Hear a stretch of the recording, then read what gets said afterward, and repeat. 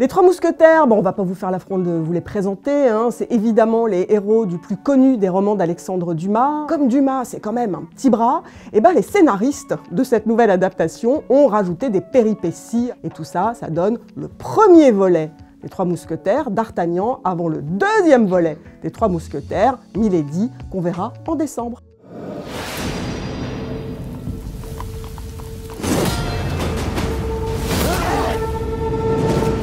Je suis Charles d'Artagnan.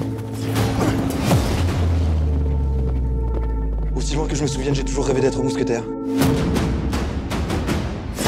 On démarre avec le tome 1, Les Ferrets de la Reine, histoire bien connue. D'abord l'arrivée de D'Artagnan à Paris, ensuite voilà, son copinage après duel avec Athos, Porthos, Aramis. Alors sur l'esthétique, c'est vrai qu'il y a une tentative assez intéressante de sortir un petit peu de l'imagerie traditionnelle des adaptations des Trois Mousquetaires, où très souvent on est vraiment en pleine lumière, en plein soleil, c'est souvent vraiment très radieux. Bon, là on joue beaucoup le côté plutôt sombre, quand même, dès la première scène. Moi je n'aime pas du tout la photographie du film.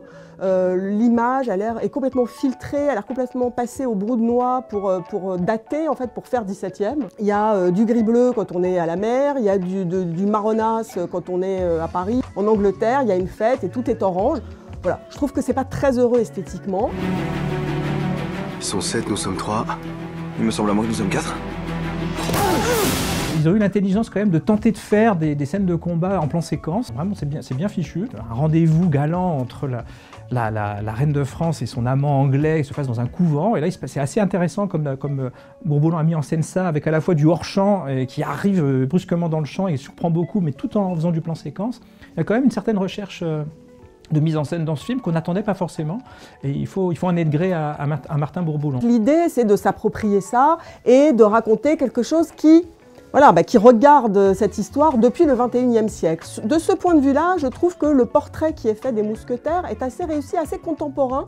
Le portrait des héroïnes aussi est plutôt réussi. Eva Green en Milady, c'est un régal parce que elle est née pour jouer ça, elle est habillée en personnage de manga, elle fait des cascades, elle est super méchante, mais on saura pourquoi, parce qu'en fait, elle a des choses à faire payer, hein, au patriarcat, absolument, le patriarcat. Votre Éminence, Milady. Buckingham et la reine vont enfin pouvoir se retrouver. La reine préfère le déshonneur à la guerre. Elle aura le déshonneur. On peut aussi s'étonner un petit peu du choix du casting. Alors c'est assez courant dans les adaptations des Trois Mousquetaires. On prend souvent des comédiens qui sont quand même un peu trop âgés pour le rôle. D'Artagnan, il a à peine 20 ans dans le roman, et puis ses copains, enfin ses futurs copains, ils ont maximum 30-35. Et Vincent Cassel en Athos, alors là, c'est pas qu'il soit mauvais acteur, loin de là, c'est juste qu'il est vraiment trop âgé pour le rôle.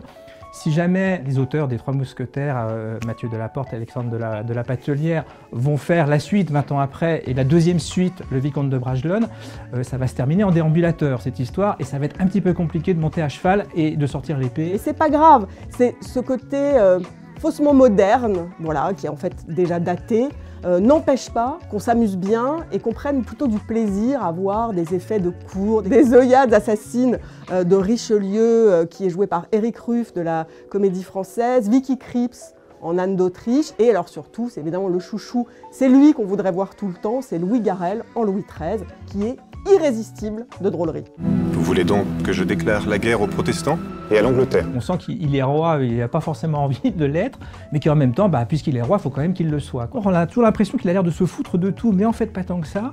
Et il a toujours un petit regard en coin qui est vraiment très séduisant de bout en bout, et notamment quand il doit punir les mousquetaires et qu'il ne se résout pas à le faire.